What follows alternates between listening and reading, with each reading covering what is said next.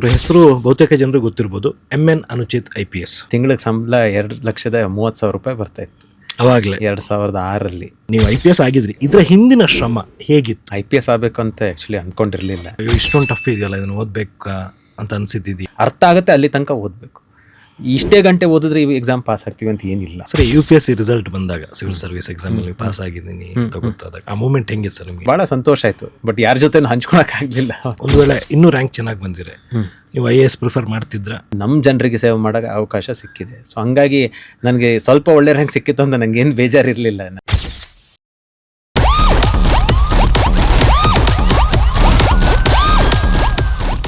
Unspoken ಟ್ರುತ್ಸ್ ವಿಶೇಷ ಕಾರ್ಯಕ್ರಮಕ್ಕೆ ಸ್ವಾಗತ. ಇವತ್ತು ನಮ್ಮ ಜೊತೆಗೆ ಒಬ್ಬರು ವಿಶೇಷವಾದಂಥ ಅತಿಥಿ ಇದ್ದಾರೆ. ಬಹುಶಃ ಇವರ ಹೆಸರು ಬಹುತೇಕ ಜನರಿಗೆ ಗೊತ್ತಿರ್ಬೋದು. MN ಅನುಚಿತ್ IPS.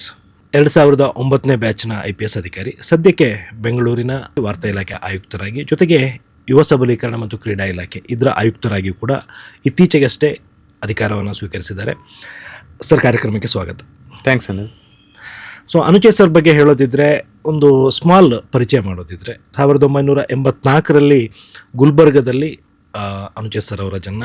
ಬೆಂಗಳೂರು ಮತ್ತು ರಾಜ್ಯದ ವಿವಿಧ ಕಡೆ, ಅಂದರೆ ಇವರ ತಂದೆ ಕೂಡ IPS ಅಧಿಕಾರಿಯಾಗಿದ್ದರು. ಹಾಗಾಗಿ ವಿವಿಧ ಜಿಲ್ಲೆಗಳಲ್ಲಿ ತಮ್ಮ ಎಜುಕೇಷನ್ನ ಮುಗಿಸಿ ಅದಾದ ಬಳಿಕ ಬೆಂಗಳೂರಿನ RV ಕಾಲೇಜಿನಲ್ಲಿ ಎಲೆಕ್ಟ್ರಾನಿಕ್ಸ್ ಮತ್ತು ಎಂಜಿನಿಯರಿಂಗ್ನಲ್ಲಿ ಪದವಿಯನ್ನು ಮುಗಿಸಿದರು. 2006ರಲ್ಲಿ VTU ಯೂನಿವರ್ಸಿಟಿಗೆ 2nd ರ್ಯಾಂಕ್ನೊಂದಿಗೆ ಇವರು ಪಾಸ್ ಆಗಿದ್ದರು. ಅದಾದ ನಂತರ UPSC ಪರೀಕ್ಷೆಗೆ ತಯಾರಿಯನ್ನು ನಡೆಸಿದರು. 2009ರಲ್ಲಿ 100ನೇ ರ್ಯಾಂಕ್ನೊಂದಿಗೆ UPSC ಪಾಸಾಗಿ ಅದಾದ ಬಳಿಕ ಕರ್ನಾಟಕ ಕೇಡರ್ನ IPS ಅಧಿಕಾರಿಯಾಗಿದ್ದರು. ಬೆಳಗಾವಿಯಲ್ಲಿ ಪ್ರೊಬೆಷನರಿ ಅವಧಿಯನ್ನು ಮುಗಿಸಿದ ಬಳಿಕ ಪುತ್ತೂರು ಉಪವಿಭಾಗದ ASP ಆಗಿ ಮೊದಲ ಬಾರಿ ನೇಮಕ ಆದರು. ಅದಾದ ನಂತರ ಕೊಡಗು ಜಿಲ್ಲೆ SP ಆಗಿದ್ದರು. ತದನಂತರ ಚಿತ್ರದುರ್ಗ ಜಿಲ್ಲೆ SP ಆಗಿದ್ದರು. ಬಳಿಕ 2016ರಲ್ಲಿ ಬೆಂಗಳೂರು ಪಶ್ಚಿಮ ವಿಭಾಗದ DCP ಆಗಿ ಕಾವೇರಿ ಗಲಾಟೆ ಸಂದರ್ಭದಲ್ಲಿ, ಅಂದರೆ ತುಂಬಾ ಸೂಕ್ಷ್ಮ ಪರಿಸ್ಥಿತಿಯ ಸಂದರ್ಭದಲ್ಲಿ ಅಧಿಕಾರವನ್ನು ಸ್ವೀಕರಿಸಿದರು. ತದನಂತರ ಬೆಂಗಳೂರಿನ ಕೇಂದ್ರ ವಿಭಾಗ ಮತ್ತು ವೈಟ್ಫೀಲ್ಡ್ ವಿಭಾಗದ DCP ಆಗಿದ್ದರು. ಬಳಿಕ ಬೆಂಗಳೂರು ಟ್ರಾಫಿಕ್ ಜಾಯಿಂಟ್ ಕಮಿಷನರ್ ಆಗಿ, ಅಂದರೆ DIG ಆಗಿ ಪ್ರಮೋಷನ್ ಆದ ನಂತರ ಜಾಯಿಂಟ್ ಕಮಿಷನರ್ ಆಗಿ, ಬಳಿಕ CID ರಿಕ್ರೂಟ್ಮೆಂಟ್ ಸೆಲ್ನಲ್ಲೂ ಕೂಡ ಕರ್ತವ್ಯವನ್ನು ನಿರ್ವಹಿಸಿ ಇದೀಗ ರೀಸೆಂಟಾಗಿ ವಾರ್ತಾ ಇಲಾಖೆ ಆಯುಕ್ತರಾಗಿ ಅನುಚಿತ್ ಸರ್ ಅವರು ಕಾರ್ಯವನ್ನು ನಿರ್ವಹಿಸ್ತಾ ಇದ್ದಾರೆ.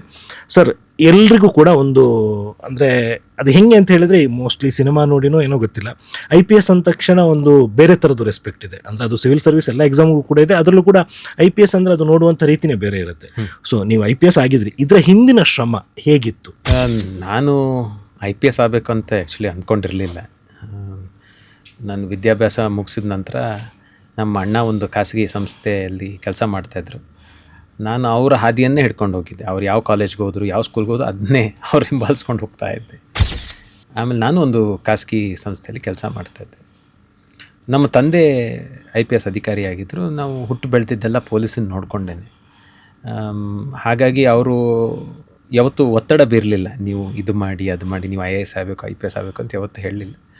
ಬಟ್ ಹಾಗೇ ಒಂದು ದಿವಸ ಮಾತಾಡ್ತಾ ಹೇಳಿದ್ರು, ಇದನ್ನು ಒಂದು ಪ್ರಯತ್ನ ಮಾಡಿ ನೋಡು, ಈ ಜೀವನನೇ ಬೇರೆ, ಒಳ್ಳೆ ರೀತಿ ಸೇವೆ ಮಾಡ್ಬೋದು, ಮತ್ತು ನಮ್ಮ ಒಂದು ಜೀವನದ ಬಗ್ಗೆ ಒಂದು ಹೆಮ್ಮೆ ಇರುತ್ತೆ, ಒಂದು ನೆಮ್ಮದಿ ಇರುತ್ತೆ ಅಂತ ಆ ರೀತಿ ಒಂದು ಕಿವಿ ಮಾತು ಹೇಳಿದ್ರು. ಹಾಗಾಗಿ ನಾನು ಕೂಡ ಯಾಕೆ ಮಾಡಬಾರ್ದು ಅಂತ ಹೇಳಿ, ನಾನು ಆವಾಗ ಡೆಲ್ಲಿಯಲ್ಲಿ ಕೆಲಸ ಮಾಡ್ತಾಯಿದ್ದೆ. ಮತ್ತು ಆವಾಗಿನ ಕಾಲದಲ್ಲಿ ಎಲ್ಲರೂ ಕೂಡ ಡೆಲ್ಲಿಯಲ್ಲೇ ಈ ಪರೀಕ್ಷೆಗೋಸ್ಕರ ಓದ್ತಾಯಿದ್ರು. ನಾನು ಅದು ಓದೋಕ್ಕೆ ಶುರು ಮಾಡಿದೆ.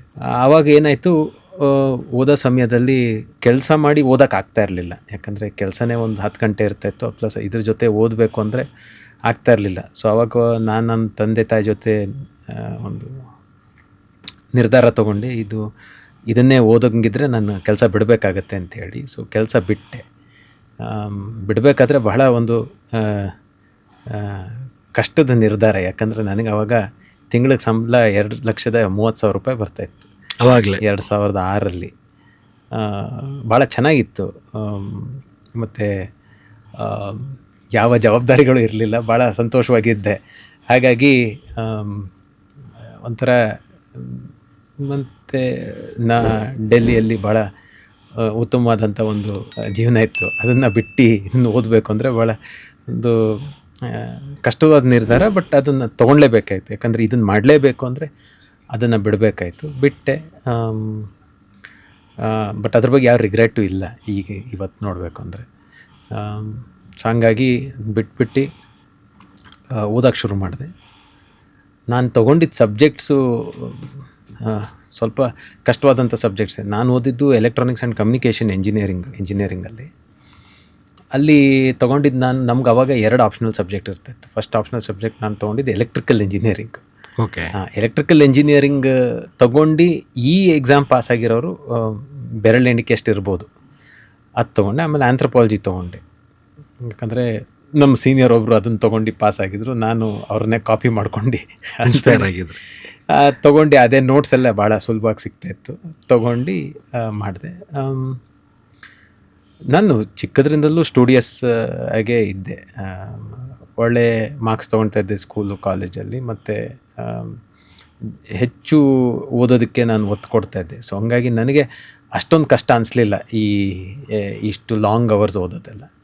ಬಟ್ ಸಬ್ಜೆಕ್ಟ್ ಮ್ಯಾಟ್ರ್ ಸ್ವಲ್ಪ ನನಗೆ ಎಲೆಕ್ಟ್ರಿಕಲ್ ಇಂಜಿನಿಯರಿಂಗು ಎಲೆಕ್ಟ್ರಾನಿಕ್ಸ್ಗೂ ಒಂದು 60-70% ತಾಳೆ ಆಗುತ್ತೆ. ಇನ್ನು 30% ಹೊಸದಾಗಿತ್ತು. ಆಂಥ್ರಪಾಲಜಿ ಹೊಸದಾಗಿತ್ತು. ಅದಲ್ಲದೆ ಕೂಡ ಈ ಜನರಲ್ ಸ್ಟಡೀಸು ಇತ್ಯಾದಿಗೆ ನಾನು ಚಿಕ್ಕ ಹುಡುಗನಿಂದ ಕ್ವಿಝಿಂಗಲ್ಲಿ ಇರ್ತಾಯಿದ್ದೆ. ಸೊ ಹಾಗಾಗಿ ನನ್ನ ಜನರಲ್ ನಾಲೆಡ್ಜ್ ಬಹುತೇಕ ಚೆನ್ನಾಗೇ ಇತ್ತು. ಹಾಗಾಗಿ ಅದು ಸ್ವಲ್ಪ ಸುಲಭ ಅನ್ನಿಸ್ತು. ಅದಾಗಿಯೂ ಕೂಡ ನಾನು ಡೆಲ್ಲಲ್ಲೇ ಇದ್ಕೊಂಡು ಒಂದು ಓದಿ ನಾನು ಪ್ರಿಲಿಮ್ಸ್ ಎಕ್ಸಾಮ್ ಬರೆದ ನಂತರ ನನಗೆ ಮೊದಲನೇ ಅಟೆಂಪ್ಟಲ್ಲಿ ಪ್ರಿಲಿಮ್ಸ್ ಪಾಸ್ ಆಗಿದ್ದೆ. ಬಟ್ ಅಷ್ಟೊತ್ತಿಗೆ ನನಗೆ ಜಾಂಡಿಸ್ ಆಗ್ಬಿಡ್ತು. ಓಕೆ. ಹಾಗಾಗಿ ಪ್ರಿಪ್ರೇಷನ್ ಮೇನ್ಸ್ಗೆ ಅಷ್ಟು ಚೆನ್ನಾಗಿ ಆಗಲಿಲ್ಲ. ಆ ವರ್ಷ ಮೇನ್ಸ್ ಪಾಸ್ ಆಗಲಿಲ್ಲ. ಮತ್ತು ಅದೇ ಸಬ್ಜೆಕ್ಟ್ಗಳನ್ನು ಓದೋದು ಇನ್ನೊಂದು ವರ್ಷ ಭಾಳ ಒಂದು ಕಷ್ಟಕರವಾದಂಥ ಕೆಲಸ. ನನಗೊಬ್ಬನಿಗೆ ಅಲ್ಲ, ಎಲ್ಲರಿಗೂ ಕೂಡ. ಅಲ್ಲ, ಡೆಲ್ಲಿಯಲ್ಲೇ ಇದ್ರಿ ಸೆಕೆಂಡ್ ಅಟೆಂಪ್ಟ್? ಬೆಂಗಳೂರಿಗೆ ಬಂದುಬಿಟ್ಟೆ. ಯಾಕಂದರೆ ಅಲ್ಲಿ ಮೋಸ್ಟ್ಲಿ ಫುಡ್ಡಿಂದ ಆಗಿತ್ತು ಅಂತ ಗೊತ್ತಾದ ಮೇಲೆ ಮನೇಲೇ ಎತ್ಕೊಂಡು ಓದ್ತೀನಿ. ಹೇಗಿದ್ರು ನಾನು ಎಲೆಕ್ಟ್ರಿಕಲ್ ಇಂಜಿನಿಯರಿಂಗ್ ಆಂಥ್ರಪಾಲಜಿಗೆ ನಾನು ಟ್ಯೂಷನ್ಸ್ ತೊಗೊಳ್ಲಿಲ್ಲ, ಎಲ್ಲೂ ಕೋಚಿಂಗ್ ತೊಗೊಳ್ಲಿಲ್ಲ.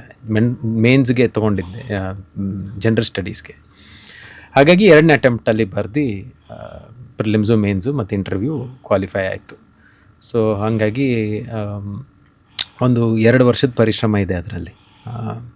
ಹಾಗಂಥೇಳಿ ನಾನೇನು 16 ಗಂಟೆ 18 ಗಂಟೆ ಏನು ಓದಲಿಲ್ಲ.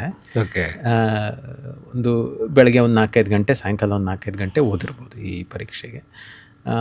ಉಳಿದಂತೆ ನನ್ನ ಏನು ವೈಯಕ್ತಿಕ ಜೀವನ ಏನಿದೆ ಅದನ್ನೇನು ಬದಿಗೊತ್ತಿ ಅಥವಾ ಅದನ್ನು ತ್ಯಾಗ ಮಾಡಿ ಅಥವಾ ಇದು ಮಾಡಿ ಸ್ಟಡೀಸ್ ಅಂತ ಇರಲಿಲ್ಲ, ಎಲ್ಲ ಆ್ಯಕ್ಟಿವಿಟೀಸಲ್ಲೂ ಕೂಡ ಇನ್ವಾಲ್ವ್ ಆಗಿ. ನನ್ನ ಅಭಿಪ್ರಾಯದಲ್ಲಿ ಆ ಥರ ಇರೋದು ಒಳ್ಳೆಯದು. ಅಂದರೆ ಏನಾಗುತ್ತೆ, ಇಲ್ಲಾಂದರೆ ನಾವು ಒಂಥರ ಬಾವಿಲಿರೋ ಕಪ್ಪೆ ಥರ ಆಗ್ಬಿಡ್ತೀವಿ ಅನಿಸುತ್ತೆ. ಪ್ರಪಂಚ ಜ್ಞಾನ ಬಹಳ ಮುಖ್ಯ, ಎಸ್ಪೆಷಲಿ ಎಕ್ಸಾಮ್ ಪಾಸಾಗಿ ಈ ಹುದ್ದೆಗೆ ಬಂದಾಗ. ಹಂಗಿರ್ಬೇಕಾದ್ರೆ ಈ ಜನದ ಜೊತೆ ಬೆರೆಯೋದಿರ್ಬೋದು ಅಥವಾ ನಿಮ್ಮ ಮಿತ್ರರೊಂದಿಗೆ ಹರಟೆ ಹೊಡೆಯೋದಿರ್ಬೋದು, ಅವೆಲ್ಲ ಇರಬೇಕು.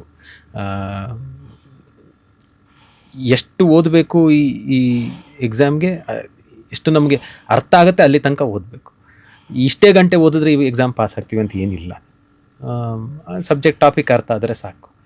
ಆಮೇಲೆ ಯಾವ್ದು ನಮ್ಮ ಸ್ಟ್ರೆಂತ್ಸ್ ಇದೆ, ಯಾವ್ದು ನಮ್ಮ ವೀಕ್ನೆಸ್ ಇದೆ ಅಂತ ಅದು ಅರ್ಥ ಮಾಡ್ಕೊಂಡು ಸ್ಟ್ರೆಂತ್ಸನ್ನು ಕನ್ಸಾಲ್ಟೇಟ್ ಮಾಡ್ಕೋಬೇಕು, ವೀಕ್ನೆಸ್ಸನ್ನು ನಾವು ಅದನ್ನು ಸ್ಟ್ರೆಂತ್ಗೆ ಕನ್ವರ್ಟ್ ಮಾಡ್ಕೋಬೇಕು. ಆ ಥರ ಇದ್ದರೆ ಸಾಕು.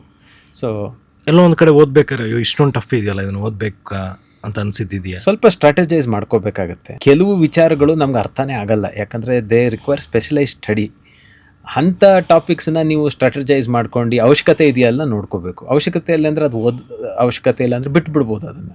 ಸೊ ಅದನ್ನು ಸ್ಟ್ರಾಟಜೈಸ್ ಮಾಡಬೇಕು. ಒಂದೊಂದು ವಿಷಯಕ್ಕೂ ಒಂದೊಂದು ರೀತಿಯ ಸ್ಟ್ರಾಟಜಿ ಬೇಕಾಗಿದೆ.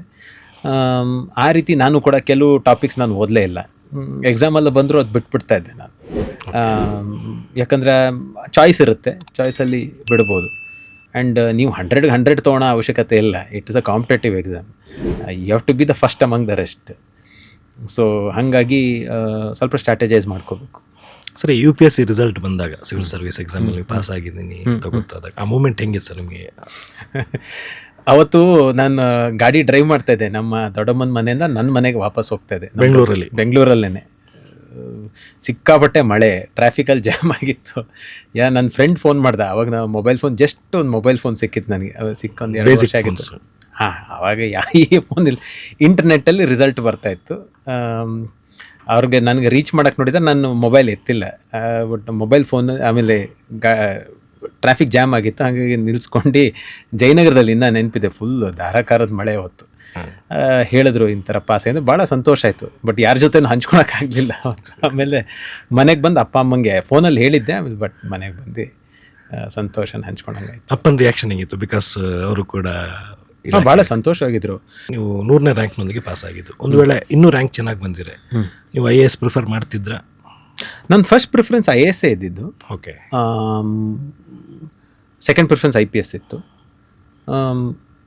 ಬಟ್ ಹೆಂಗಂದರೆ ಅದು ಅದೃಷ್ಟನೋ ಏನೋ, ನನಗೆ ಸ್ವಲ್ಪ ಒಳ್ಳೆ ರ್ಯಾಂಕ್ ಬಂದಿದ್ರೆ ನಾನು ಪ್ರಾಯಶಃ ಬೇರೆ ರಾಜ್ಯದಲ್ಲಿ IAS ಅಧಿಕಾರಿಯಾಗಿರ್ತದೆ. ಈ ಸ್ವಲ್ಪ ತೆಳಗನೆ ರ್ಯಾಂಕ್ ಬಂದಿದ್ದರಿಂದ ನಮ್ಮ ರಾಜ್ಯದಲ್ಲಿ IPS ಅಧಿಕಾರಿ ಆಗಿದ್ದೀನಿ. ಸೊ ನಮ್ಮ ರಾಜ್ಯದಲ್ಲೇ ನಮ್ಮ ಜನರಿಗೆ ಸೇವೆ ಮಾಡೋಕ್ಕೆ ಅವಕಾಶ ಸಿಕ್ಕಿದೆ. ಸೊ ಹಂಗಾಗಿ ನನಗೆ ಸ್ವಲ್ಪ ಒಳ್ಳೆ ರ್ಯಾಂಕ್ ಸಿಕ್ಕಿತ್ತು ಅಂತ ನನಗೇನು ಬೇಜಾರಿರಲಿಲ್ಲ. ನಾನು ಭಾಳ ಸಂತೋಷವಾಗಿ IPS ಸ್ವೀಕಾರ ಮಾಡಿ